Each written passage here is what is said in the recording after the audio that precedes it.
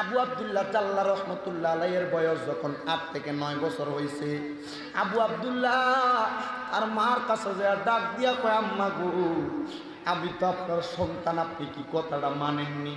আম্মা কই, ফুত তুই আমার ফুত, আমি কেন মানতাম না? এটা তো অবশ্যই আমি মানি। আব্বারে ডাক দিছে, ও আব্বা আমার লগে আসেন। আব্বাটারে হাতটার ভিতরে দইরা আব্বাটারে আম্মার সামনে নিয়ে বসাইছে। আব্বাও সামনে, আম্মাও সামনে বইসা রইছে। ডাক দিয়া বলে, আব্বা ও আম্মা, আপনি বলেন না আমি কার সন্তান? দুইজন ডাক দিয়া কই, তুমি বাবা আমাদের সন্তান।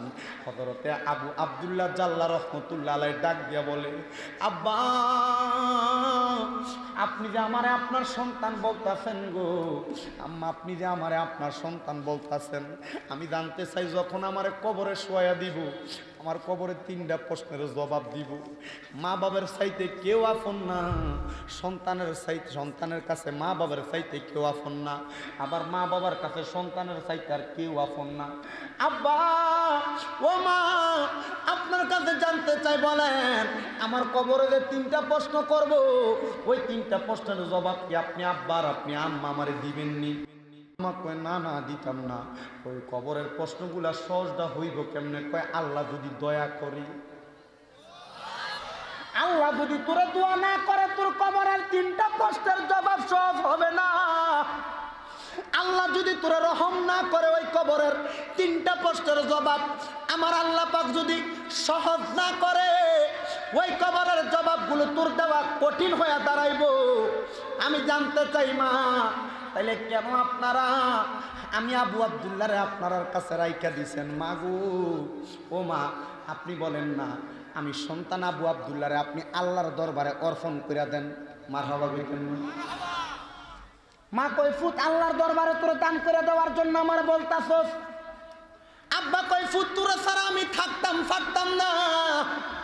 ছেলে ডাক দিয়া কয়, আব্বা আপনি মনে করেন এখান থেকে আমি যাওয়ার পর আপনি ইন্তেকাল করলেন, মইরা গেলেন অন্ধকার কবরে, আমি ফুতরে ছেড়ে থাকবেন কেমনে? আব্বা কয়, আমার এমন একটা ফেসে আমার ফুত ফালাইছে, এটার কোনো জবাব নাই। মারে ডাক দিয়া কয়, মা আপনি আমার সারা থাকতেন পারবেননি? বলে, বাবা আমি তোরে সারা দুনিয়াতে থাকতাম পারতাম না, কিন্তু যদি মইরা যাই, অন্ধকার কবরে যাওয়ার পর আমি তো একা একা পড়ে থাকা লাগবে। আমার আপন বলতে ইমান আর আমল সাদা মার্কিন কাপড়গুলা হবে। এ বাবা কেন আমার কি আটকাইলি? ছেলে কয়, মা কবরে যদি আমার ছাড়া আপনি থাকতেন পারেন, হাসরে যদি আপনি আমার ছাড়া থাকতেন পারেন মা, তাইলে দুনিয়াতে কেন আমার ছাড়া আপনি থাকতে পারবেন না? মা গো মা,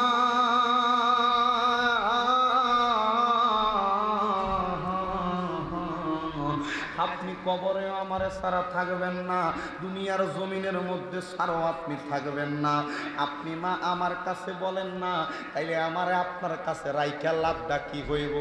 এ যুবক রে, দেখছনি ফুতে কয়, মা আমারে কার রাস্তায় দান করেন? আল্লাহর রাস্তায় দান করে দেন। বলছে, ঠিক আছে যা, তোরা আল্লাহর রাস্তায় দান করে দিলাম। আল্লাহর রাস্তায় দান করার পর ফুতের বয়স মাত্র 8 বছর। কয় বছর? 8 বছরের ছেলেটারে আল্লাহর রাস্তায় দান করে দিছে। 8 বছরের ফলা মা বাবার কাছ থেকে পাগুলার ভিতরে দইরা দইরা সালাম করছে। সালাম করে চইরা গেছে ইরাকের বড় একটা মাদ্রাসায়। মাদ্রাসার সামনে যাইয়া হুজুরের কাছে ডাক দিয়া বলে, ও মিয়া সাহেব, ও হুজুর, আপনার কাছে আমার আবদার, আমার মা আমারে আল্লাহর রাস্তায় দান করে দিছে, আপনি বলেন না আল্লাহ পাক রব্বুল আলামিনের কোরআন শরীফ আপনি আমার এই সিনাটার ভিতরে দিয়া দিবেননি? 8 বছরের ছেলে বুঝে নাকি মা বাপ ছেড়ে দিয়ে চলে আসছে আল্লাহর রাস্তায়। জিজ্ঞাস করি, বাগাউড়ার যুবক, এ নবীগঞ্জের যুবক, তুমি বলো তুমি আমার আল্লাহর জন্য কি করছো? যুবক বলবে, হুজুর কিছু করি নাই, আজকে এশারের নামাজ যত পড়ছে না, অনেক মানুষ মাহফিলের প্যান্ডেলে বইয়া রইছে। এ বন্ধুরে, ওই ছেলেটা ভাইয়া আল্লাহর কোরআনটার দিকে তাকায় তাকায় হুজুরকে ডাক দিয়া বলেন, হুজুর, ও হুজুর, আল্লাহর কোরআনটা আপনি আমার সিনাটার ভিতরে দিবেননি? আমার একবার বলেন। হুজুর বলে তোমার বাবার নাম কি? কয় আমার বাবা নাই। আসলে আছে না নাই?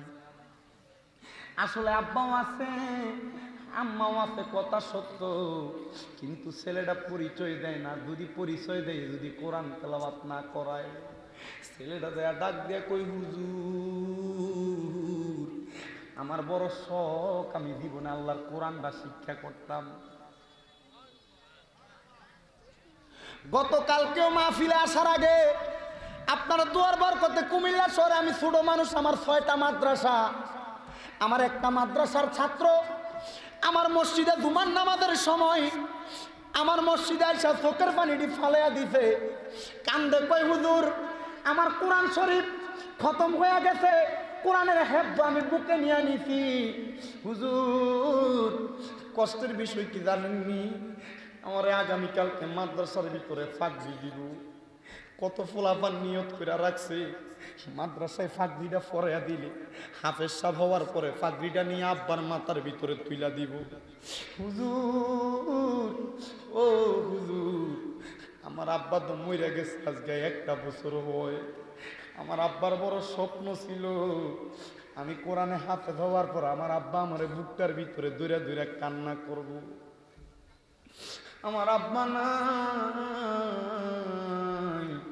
আমি আমার মাথার ফাঁকরিটা কার মাথার দিব? গতকালকে মাহফিল করছি মাধবপুরে। ওই মাহফিল করার সময় ওইখানে অনেকগুলা 7 জন ছাত্ররে ওই মাদ্রাসার মাহফিলে ফাঁকরি পরানো হয়েছে। শেষে দিয়ে আমি একটা ছেলেরে ফাঁকরি পরাইছি। এই ছেলেটা মাদ্রাসার মাহফিলটাতে স্টেজে ওঠার আগে রুমের ভিতরে এসে আমারে কয় হুজুর আমার আব্বা নাই, আমার আম্মা আছে, আজকে মাহফিলে আমারে 6 জন ফোলাফাইনের আব্বা আইছে মাদ্রাসার ভিতরে ফাঁকরি দিব তারারে দেখার লাইগা। আমার আব্বা আইছেন, আমার বুকটা কষ্টে ফাইকা যাইতাছে। হযরতে আবু আব্দুল্লাহ ডাক দিয়ে বলে হুজুর আমার শখ আল্লাহর কোরআনটা আমার সিনার ভিতরে ধারণ করব। বাবা সত্য কথা, ওয়েলকাম, আসো চলে আসো, আল্লাহর কোরআন তুমি মুখস্থ করবা। ছেলেটারে টান দিয়ে আনলেন, আল্লাহর কোরআন মুখস্থ করার জন্য ছেলেটারে সবক দেওয়া শুরু করলেন। সর্বপ্রথম থেকে শেষ পর্যন্ত আল্লাহর কোরআন তেলাওয়াত করা শুরু হয়ে গেল। আরে 1 দিন 2 দিন 3 দিন যায়, ছেলেটা কোরআনের সবক এত সুন্দর করে দিতাছে, এমন সুন্দরভাবে শোনাইতাছে, এমন সুন্দরভাবে আমুকটা দিতাছে। ফোলাডার কোরআন তেলাওয়াত শুনে উস্তাদ জি বরং পাগল হয়ে গেল। এই ছোট্ট ছেলে 8 বছরের ফোলাডা আল্লাহর কোরআনটারে এত সুন্দর করে 3 মাসের মধ্যে আয়ত্ত করে ফালাইছে। যাইতে যাইতে যাইতে যাইতে 2 বছর পর্যন্ত চলে গেছে, ফোলার বয়স হয়ে গেছে 10 বছর। আরো 1 বছর ফোলাডা মাদ্রাসার ভিতরে কোরআন তেলাওয়াত কইরা মা বাবার কথা স্মরণ কইরা কইরা আল্লাহর কোরআন যেন বুক থেকে না সইরা যায়, উস্তাদের কাছে কোরআন তেলাওয়াতটারে সবক দিয়া শোনাইছে। কারণ কোরআন তেলাওয়াতটারে গর্ব কইরা এই বুকের ভিতরে ধারণ করছে। এবার উস্তাদরে ডাক দিয়া কই হুজুর গো, ও হুজুর আপনার কাছে একটা কথা বলতাম চাই। বলে তুমি কি কথা বলতে চাও? হুজুর আজকে 3 বছর হয়ে গেছে আপনার মাদ্রাসায় এসে ভর্তি হইছি। কেন ভর্তি হইছি জানেননি? আমি ভর্তি হইছি আল্লাহর কোরআন আমার সিনার ভিতরে নেওয়ার জন্য। ও হুজুর গো, কিন্তু আপনি কি জানেননি আমার মা বাবা বাড়িতে আছে? হুজুর কই তুমি দি দেখে একটা মিথ্যাবাদী। কই হুজুর আমার মাও কামাই করে না, টাকা পয়সা ইনকাম নাই, আমার আব্বাও টাকা পয়সা কামাই করে না, আমার বাবা কোনো রোজগার করে না, আমারে পড়াইব কেমনে? আমার বাপ্পা নাই কই আমি আপনার মাদ্রাসায় ভর্তি হইছি, এখন কোরআন শিক্ষা পালাইছি। হুজুর একটা ডাক দিয়া কয় ছেলে, আল্লাহু আকবারটা জোরে বলবেন। হুজুর একটা ডাক দিয়া কয় আব্বু রে,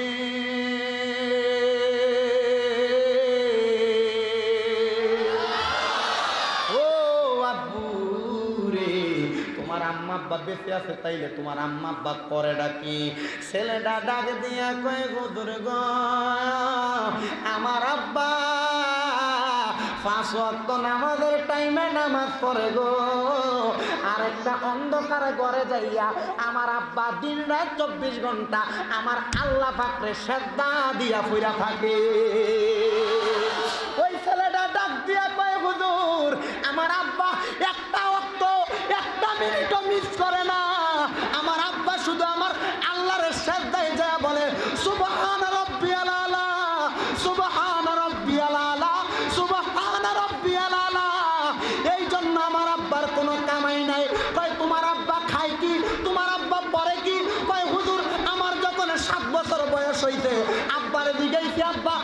কোনো কাজকর্ম করেন না, খাবার আনলেন কই থেকে? আমার আব্বা কইছে আমি গভীর রাত্রে তাহাজ্জুদের নামাজ পড়ি, নামাজ পড়ে সালামটা ফিরে দেখি আমার বাম পাশ দিয়া আল্লাহর কুদরতি খানা হাজির হইয়া যায়। কিসের খানা? কুদরতি খানা। খাইতে চাই আমরা?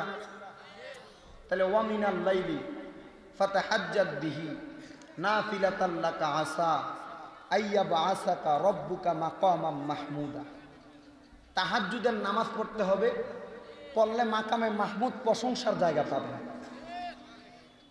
কিসের নামাজ? অনেক যুবক বিদেশ যাইতে পারে না, অনেক ছেলেমেয়েরা পড়ালেখায় উন্নতি করতে পারতেছে না, অনেক পরিবারে অশান্তি, অনেক ছেলেরা বিদেশ গেছে শান্তিতে নাই। সব সমাধান হয়ে যাবে। 3 মাস সময় দিলাম। কয় মাস? ফজরের নামাজের আগে উঠবেন, ওযু বানাইবেন, 12 রাকাত তাহাজ্জুদ নামাজ পড়বেন। কয় রাকাত? নামাজ পড়ার পর আল্লাহর কাছে সেজদায় পড়বেন, ফজরের আগ পর্যন্ত সেজদায় পড়ে থাকবেন।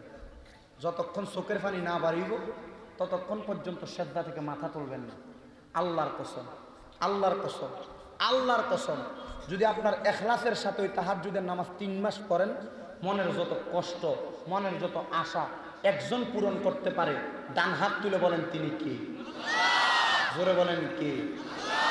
ও আজকে সারা রাত্র লাগবো না, সামান্য পরিমাণ অ্যান্টিবায়োটিকের মতো হইলে চলবে। চলবে না? দেখা দেখা একবার একটা ফাঁক প্রথম থেকে দেখছি। হ্যাঁ, আল্লাহ তার শিফা দান করুক, আমিন কন। ছেলেটাকে হুজুর বলে তোমার আব্বা কি করে? ছেলেদের ডাক দিয়ে বলেন হুজুর আমার আব্বু অন্য কোনো কাজ করে না, 5 ওয়াক্ত নামাজ পড়ে। আর এই 5 ওয়াক্ত নামাজের মাঝামাঝি যে সময়গুলো আছে আমার বাবা আল্লাহর দরবারে সেজদা দিয়ে পড়ে থাকে। না সুবহানাল্লাহ বাড়িতে দিয়ে বলবেন। হুজুর ডাক দিয়ে বলে বাবা আল্লাহর কুদরতি খাবার তোমার আব্বা খায়, তাইলে তোমার মা কি করে? মজার বিষয় হুজুর আমার মাও আব্বা যেই পথের পথিক আমার মাও সেই পথের পথিক, তবে আমার আম্মার দরজাটা একটু উপরের দরজা, আমার আম্মার পজিশনটা একটু ভালো পজিশন। বলে তোমার আম্মার পজিশন কি রে বাবা? বলে আমার আম্মার পজিশনটা কি জানেননি? আমার আম্মার পজিশন হইল তাহাজ্জুদের নামাজের সেজদা দিয়া আল্লাহর কাছে পইরা থাকে, আর সেজদার মধ্যে যাইয়া যখন ইয়া রাসূলুল্লাহ বইলা ডাক দেয় গো আমার নবী আমার আম্মারে দিদার দিয়া দে।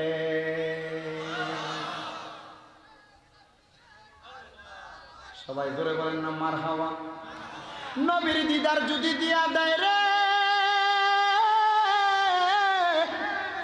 ওই মহিলাটা কি সাধারণ না অসাধারণ? আর ধরে বলেন সাধারণ না অসাধারণ? ছেলেটা ডাক দিয়া বলে এ হুজুর আমি আমার আম্মার কাছে যাইতে চাই। বলে তুমি যদি তোমার আম্মার কাছে যাইতে চাও চলো চলো তুমি তোমার মায়ের কাছে চলো। ছেলেটা যখন তার মায়ের কাছে, ছেলেটা যখন তার বাবার কাছে যাই গো, আম্মার কাছে যাইলে আর আব্বার কাছে গেলেন, দরজার মধ্যে যে সালাম দিতে আম্মা ও আমার আম্মা গো আপনারে আমি বলতে চাই আমি আপনার দরজায় আপনারে সালাম দিছি। ও মা আপনি আপনার দরজাটা তাড়াতাড়ি আপনি খুইলা ফেলেন। মারহাবাটা কি জোরে বলবেন না? ছেলেকে ডাক দিছে নারে তাকবীর, নারে তাকবীর, নারে রিসালাত। হযরত মাওলানা হাফেজ গোলাম জিলানী আন-নুমানী হুজুরের আগমন, হযরত মাওলানা হাফেজ গোলাম জিলানী আন-নুমানী সাহেবের আগমন। এই মাহফিলের পক্ষ থেকে, এই মাহফিলের পক্ষ থেকে আমরা দেখতে পাচ্ছি আজকের মাহফিলের যিনি সম্মানিত বিশেষ অতিথি হযরত মাওলানা হাফেজ গোলাম জিলানী আন-নুমানী হুজুর এসে উপস্থিত হয়েছে। হুজুর ওনার মূল্যবান আলোচনাগুলো পেশ করবেন। আপনারা সবাই শুনতে চান তো ইনশাআল্লাহ? আমি ইনশাআল্লাহ আবার আপনাদের এদিকে আসলে আলোচনা শ্রবণ করানোর চেষ্টা করব। তবে আমাকে মাহফিল কমিটির পক্ষ থেকে নিষেধ করা হয়েছে, তবু যেই দুইটা প্রশ্ন দিয়েছেন এগুলোর উত্তর আমি দিচ্ছি। একটু দুইটা প্রশ্নের উত্তর আমি দিচ্ছি। একটা হচ্ছে হুজুর সুদখোরকে দিয়ে ইসলামিক প্রতিষ্ঠান চালানো যাবে কিনা। 2 নাম্বার প্রশ্ন, হুজুর আরেকটা প্রশ্ন কইরে বাবা হয়ে গেছে, মসজিদের ইমাম সাহেব সিগারেট খাইতে পারবে কিনা। নাউজুবিল্লাহ কইতেন আর হুজুরে কন্যা নাউজুবিল্লাহ। সুন্দর প্রশ্ন, প্রশ্নগুলো এত কঠিন না, খুব সহজ। আল্লাহর হাবিবের একটা হাদিস, তিরমিজি শরীফ, মুসলিম শরীফের 2য় খণ্ডতে হাদিস বর্ণনা। আমার নবীজির হাদিস, নবী বলতেছেন, আন আনাস রাদিয়াল্লাহু তাআলা আনহু ক্বালা সামি'তু রাসূলুল্লাহি সাল্লাল্লাহু আলাইহি সাল্লাম ইয়াকুলু ইন্না মিন আশরাতি সাআতি আন ইয়ারফা'আল ইলমু ওয়া ইয়াকসুরা জাহালু ওয়া ইয়াকসুরা জিনাহা ওয়া ইয়াকসুরা শারবুল খামরি ওয়া ইয়াকিল্লার রিজালু ওয়া ইয়াকসুরা নিসাআ হাত্তা ইয়াকুনা লি 50 ইমরাতান আল কাইয়িমুল ওয়াহিদ। জোরে বলেন মারহাবা। আরেকটা হাদিস, আন আলী বিন রাদিয়াল্লাহু তাআলা আনহু قال قال رسول الله صلى الله عليه وسلم يوشك ان ياتي على الناس زمان لا يبقى من الاسلام الا اسمه ولا يبقى من القران الا رسمه مساجدهم عامره وهو خراب من الهدى علماؤهم شر من تحت ادم السماء من عندهم تخرج الفتنه وفيهم تعود رواه ابن ماجه وقال في حديث الشريف رواه المسلم وقال في حديث الشريف رواه البخاري। জোরে বলেন মারহাবা। নবীর হাদিস প্রথম লক্ষ্য করেন, নবী বলেন ইয়াকুলু ইন্না মিন আশরাতি সাআতি, যখন কিয়ামতের সময় অতি সন্নিকটে চলে আসবে, কিয়ামতের সময় আসলে কি হবে, নবী বলেন আইয়ার ফাআল ইলম, ইলম উঠে যাবে, ওয়া ইয়াকসুরা জাহালি, সমাজের মধ্যে জাহিলিয়ত মূর্খতা বেড়ে যাবে। বর্তমান সমাজে সেই মূর্খতা আছে না নাই? এটার চাক্ষুষ প্রমাণ হইল মসজিদের কমিটি বানাইতেছে মূর্খ, মসজিদের কমিটি বানাইতেছে এলাকার সুদখোর বড়লোক বেড়াইতে রে। কথা বলেন না কেন? আল্লাহর কসম, কোন মুসলমান যদি জানার সত্ত্বে কোনো মসজিদের সভাপতি সেক্রেটারি সুদখোর বানায়, ওই মসজিদে নামাজ পড়লে নামাজ হইতো না। 2 নাম্বার, হুজুর মসজিদের ইমাম সাহেব ধূমপান পান করতে পারবে কিনা, মানে সিগারেট। আমি দেখছি আপনাদের সিলেট অঞ্চল সহ এই অঞ্চলের 60টাতে সিলেট বিভাগে অনেক মসজিদের ইমাম সাহেব সিগারেট খায়, এটা আমি দেখছি। আর এই কথা আমি এক মাহফিলে গোলাপগঞ্জে বলার কারণে এই জায়গার যে এই কথা বইলা শেয়ার পরে আর আমি গোলাপগঞ্জে এখনো 2 বছর মাহফিল করছি না। আমার নবীর হাদিস, হযরত আলী রাদিয়াল্লাহু তাআলা আনহু বলেন, আন আলী রাদিয়াল্লাহু তাআলা আনহু قال قال رسول الله صلى الله عليه وسلم يوشك ان ياتي على الناس زمان لا يبقى من الاسلام الا اسمه ولا يبقى من القران الا رسمه مساجدهم عامره وهو خراب من الهدى। এই যে দেখেন, মাসাজিদুহুম আমিরাতুন ওয়া হুয়া খারাবুম মিনাল হুদা, মসজিদগুলো হবে চাকচিক্যময় সুন্দর, কিন্তু মসজিদগুলো হবে হেদায়েত শূন্য। কি শূন্য? হেদায়েত শূন্য, মানে হেদায়েত প্রাপ্ত মসজিদ থাকবে না। কারণ হেদায়েত প্রাপ্ত হইল কেমন? মসজিদের ইমাম সব সিগারেট খায়। এরপরে দেখেন, আমার নবী বলেন উলামা উহুম তাহতা মিন ইনদিহিম আদামিস সামাই, জমিনের মধ্যে সবচাইতে নিকৃষ্ট হবে আলেমগণ। শুধু তাই নয়, আলেমগণ যখন নিকৃষ্ট হবে, আমার নবী বলেন তাখরুজুল ফিতনাতি, ওই আলেমদের থেকে ফিতনা সৃষ্টি হবে। ওই আলেমদের থেকে ফিতনা যেগুলা সৃষ্টি হচ্ছে, এটাই হলো মসজিদের ইমাম সাহেব মসজিদে বসে সিগারেট খায়, মসজিদের ইমাম সাহেব রাস্তায় হাইটা দোকানে বসে সিগারেট খায়। এখন বলেন, নবী যেটা নিষেধ করেছেন আপনারা কি সেটা মানবেন? কথা বলেন, মানবেন? আল্লাহ পাক আমাদের সবাইকে বোঝার তৌফিক দান করুন। আমি যতটুকু আলোচনা করেছি অতটুকুর মধ্যে আপনারা একটা জিনিস চিন্তা করবেন, ওই মহিলা তার 8 বছরের ছেলেকে কার রাস্তায় দান করেছেন? কার রাস্তায়? আল্লাহর রাস্তায় দান করার কারণে কয় বছরে কোরআনে হাফেজ? 3 বছরে। আম্মা আব্বা দুইজনে নবীর দিদার প্রাপ্ত। আল্লাহ পাক রব্বুল আলামিন আমাদের সবাইকে ওই নবী মুহাম্মদ মুস্তাফা আহমদ মুস্তাফা সাল্লাল্লাহু আলাইহি ওয়াসাল্লাম নবীর দিদার পাওয়ার তৌফিক দান করুন। জোরে পড়েন আমিন।